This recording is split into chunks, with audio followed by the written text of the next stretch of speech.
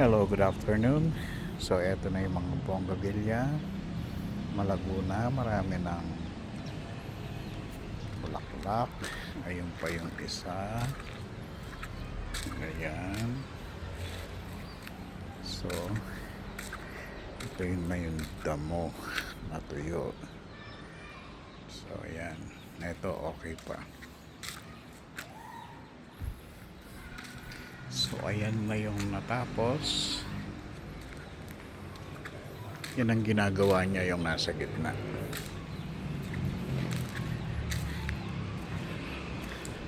So ito, itong bignay, nagpalit na siya ng dahon kaya konti na lang yung nawawalisan.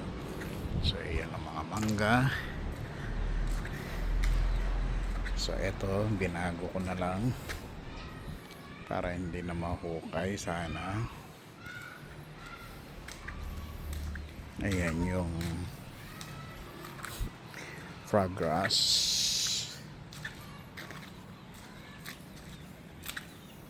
So yun, bagong tanim din yan.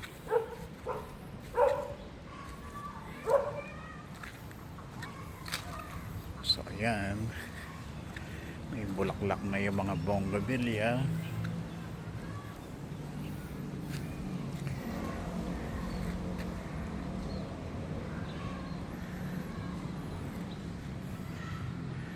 So bukas, mabubuhusan na lahat ng mga biga sa taas.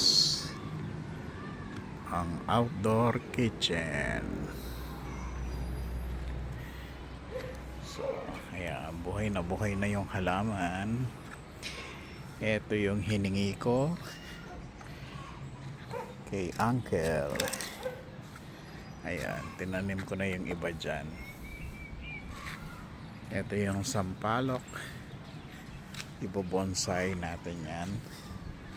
Dalawa yan. Ayan. So, eto na ngayon yung kawayan. Malinis na. At nagtanim na rin ako din doon. Ayan, na flat na. Ito yung nilinis kanina na napakatinik. Pero sulit naman, at least napakaganda. Oh, medyo lumilinis na.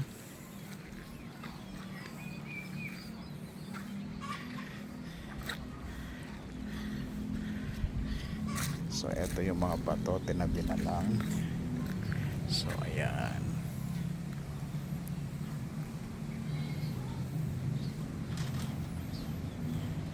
So, ayan na yung kawayan. O, diba? Napakalinis na.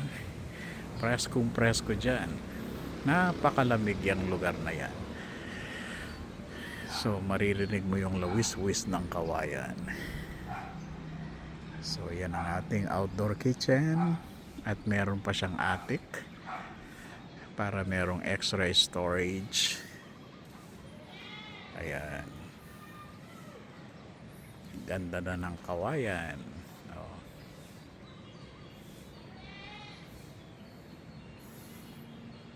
Ayun yung baag.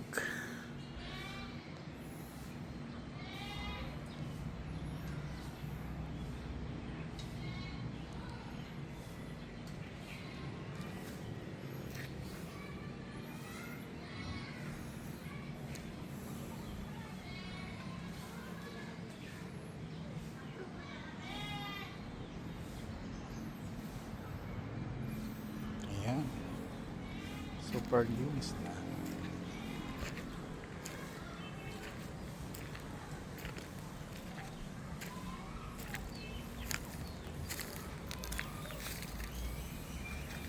O, diba? Ang ganda ang tingnan kapag malinis. Thank you for watching.